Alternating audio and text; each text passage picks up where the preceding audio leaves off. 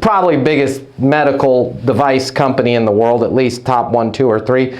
One of their top reps is a student here on Eastern University. We had a discussion on Friday, a private on Friday, and we were talking about just kind of reversing, doing a little, not really even a switcheroo, but a rightaroo, the sales process. Because for the most part, people have it screwed up, all right? So I'm going to show you a simplified, what I cooked up in my pot of cooking. What I cooked up is a simplified kind of mindset that I want us to have today, tomorrow, and every day moving forward. I'm going to show you the Eastern University sales process, the ESP, at the end. We won't spend a ton of time on that. But I'm going to show you something right here, right now that, boom, you're going to be like, holy crap.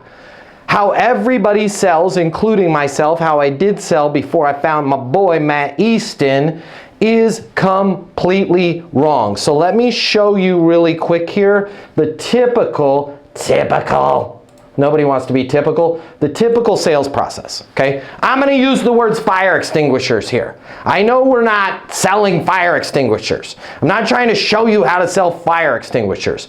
I'm using a metaphor of a fire extinguisher because fire extinguishers do what? Matt, they put out fires. Thanks, Kay Harris, for answering that question. Kay, see, I'm a ventriloquist. I literally just put words in Kay's mouth there. Pretty good. I'm pretty good. Okay, so here's the typical process. It's wrong!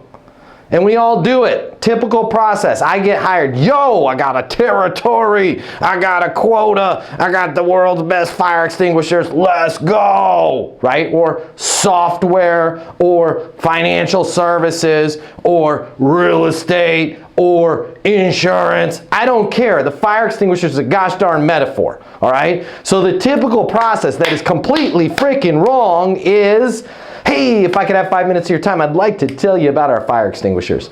Hey, Barrett, if I could have, 10 minutes of your time, man, super big fan of what you guys are doing out there. I noticed you filled out a lead request. I'd love to walk you through our fire extinguishers. Hey, Karen. Hey, Pat Oswald. Yeah, we work with CEOs just like you. What I'd love to do is set up a lunch and learn, buy you a little Chick-fil-A, nummy. Everybody loves Chick-fil-A sauce. I'd like to just walk you through our new versions, version 2 of our fire extinguishers. Okay, then we quickly move into what?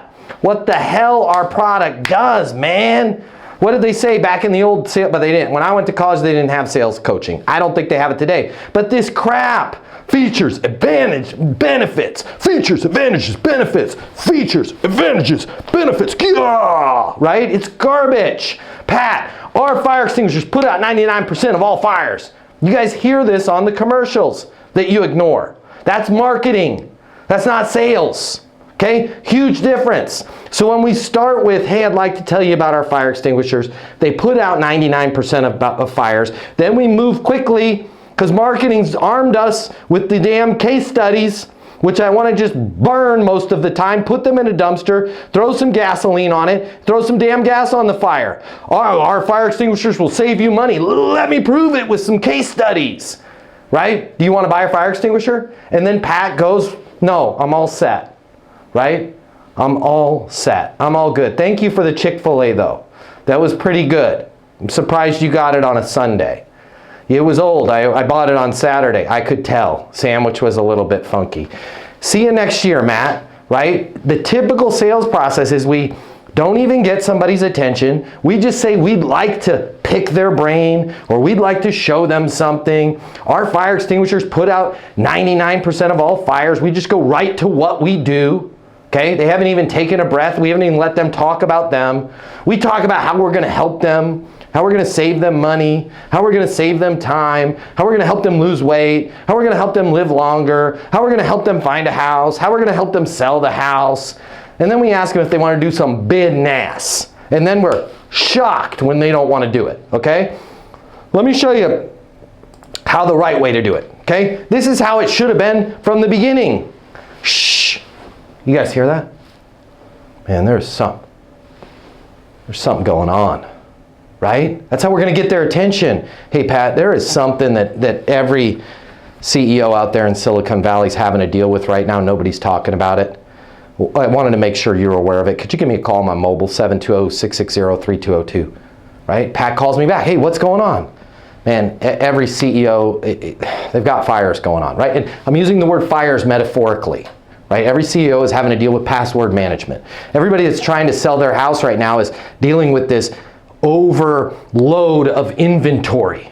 Everybody that's looking for life insurance right now is being bombarded with policies and sub-policies that actually don't give them even close to what they need, but they can't tell the difference when they look at the policy on paper. How are you dealing with that, right? The formula, guys, and it ain't that secret of a formula. It's common gosh darn sense. Yet there's not a lot of common sense in sales because a lot of the people coaching sales never sold anything. And half of them worked in marketing. Marketing is a one-directional conversation, which is why most of the sales books out there are one-directional conversations. Right? I'm going to throw a bunch of stuff down your throat. When you push back on me, I'm going to overcome it. That's not how you sell. Let them know, man, here's a secret. Here's an insight. Hopefully that insight is valuable to them. So when Pat walks away, she goes, gosh darn, I had no idea that ops companies were dealing with these same fires that we were dealing with. Fires, I'm using it metaphorically, right? On average, Pat, I got to tell you, I won't charge you for the consulting. I am in offices of app companies all day, every day, typically not having offshore people that can write code. I'm just making stuff up here. That is costing these organizations between 150 grand and 3.2 million in top line revenue because they're missing out on projects, not the big projects, not the big ones. You're putting your ace team on that. It's the little onesie twosies. It's the single bases, the doubles. It's the ones that you don't have the resources for to bid on those because there's custom code involved. Pat, how are you dealing with that? Right? Let's even say, Pat, I just let, you smell that? Smoke. I just let Pat know there's a gosh darn fire in her company. Right? Even if she pushes back. Well, it's not that big of a problem. When you say it's not that big of a problem, Pat, can you walk me through what you mean by that? How big do you think it is? Right? Well, I mean, we maybe only lose 10 of those a year.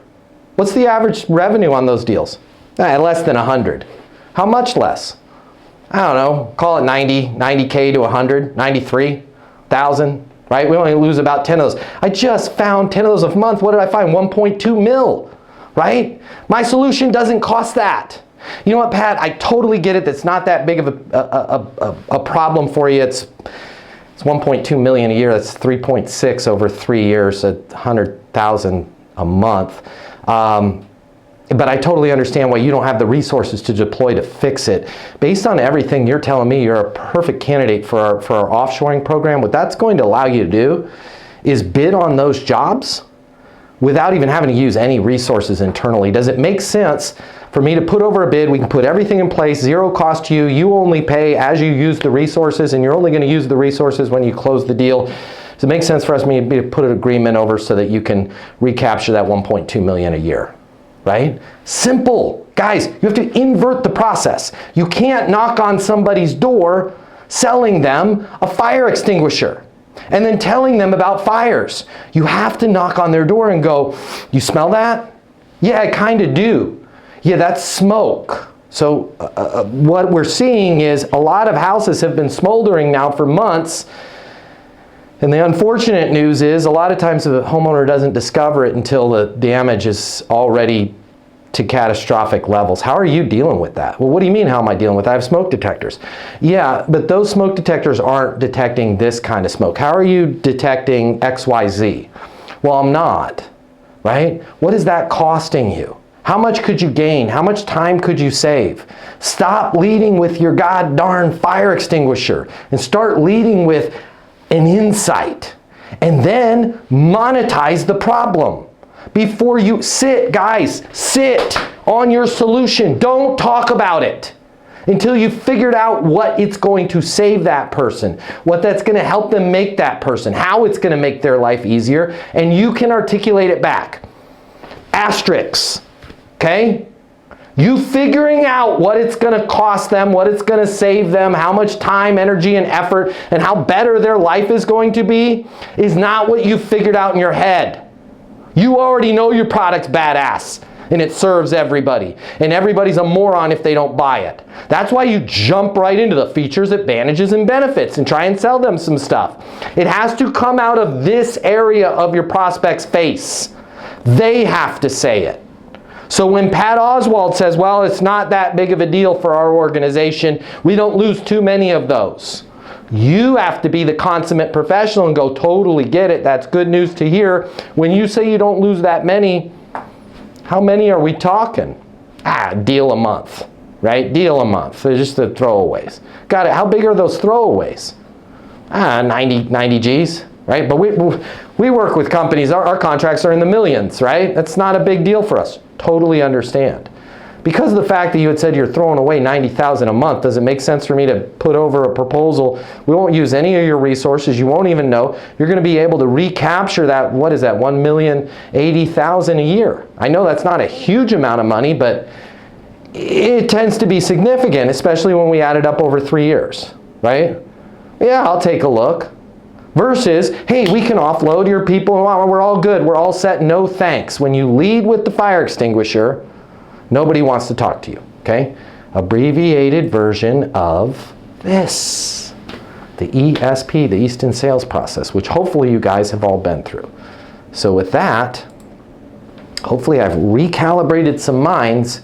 We are slowing the hell down until you hear differently from anybody on this call or me, or you just magically figure out a way to enter somebody's mind and control them and get them to buy your stuff. Slow down in the beginning. Don't start with a pitch. This is why I can't stand the typical BDR relationship. These BDRs are calling people and they're doing everything they can to get a demo scheduled. And they're costing their companies hundreds of millions, if not billions of dollars.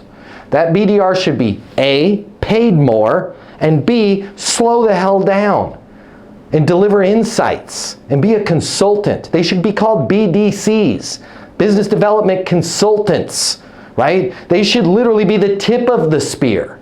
And it's going to kill the AEs out there, but the BDR should seem at a higher level than the AE, because the BDR is the one reaching out to the prospect in the first place. We want to reach out from the high level and work our way down, not reach out from the low level and work our way up. The BDR should be saying, man, there is something that every chief security officer is having to deal with. Nobody's talking about it in terms of password management. It's probably the single greatest disaster that's going on with companies with 1,000 employees or more. I just want to make sure you're aware of it, right? And it'd be very helpful for you guys to hear about this, whether you do business with us or not. I'm not here to sell you anything. I'm a business development consultant. You're in Houston. I run all of Houston. It's my job to make sure that you're aware of this kind of stuff, whether you do business with us or not. That would be a good way to get deals on the board, right? Talk about the smoke and the fire and what that fire is costing that organization before you even say, hey, I can get you in front of Todd and he'll walk you through how our extinguishers work. The deal should be sold before you ever gosh darn demo. Okay? The demo should just be to prove what you said was what you said, not to sell anybody. They should already be sold. They just need proof. And in many cases, they shouldn't even need a demo at all. Because if they believe you and you don't need to prove yourself, they should sign the contract. Because you're able to say, does it make sense to blank, move forward, so you can blank, capture that $1,080,000 a year in additional revenue that you're walking away from right now. Right now it's $1 million decision. I'm not sure if it's for you, but if you work in sales and you absolutely positively have to double or triple the amount of money you're making in order to truly enjoy your life, click the link here. My name's Matt Easton. I'm the founder of Easton University. It's the most effective sales coaching in the world. Click the link here. Check it out. You're going to see we'll give you access to an on-demand learning portal that's going to give you video coaching with me on everything you need to know to double or triple your income, or even more. Everything from prospecting to closing to handling objections and complaints to building your personal network and self-confidence. But it doesn't stop there. Click the link here. You're going to see that when you get a membership to Easton University, you're also going to have the ability to do live coaching with me twice a week. You can ask me any questions. We can work through anything you're struggling with. I will be there with you every step of the way to help you double your income in sales right now. Click the link now. You're going to see we've helped thousands of people just like you and we have the video testimonials from them to prove it. Easton University is more than a learning portal. It's more than live coaching with me. It's your future, and you and your future are worth it. Click the link now. I'll see you at Easton University.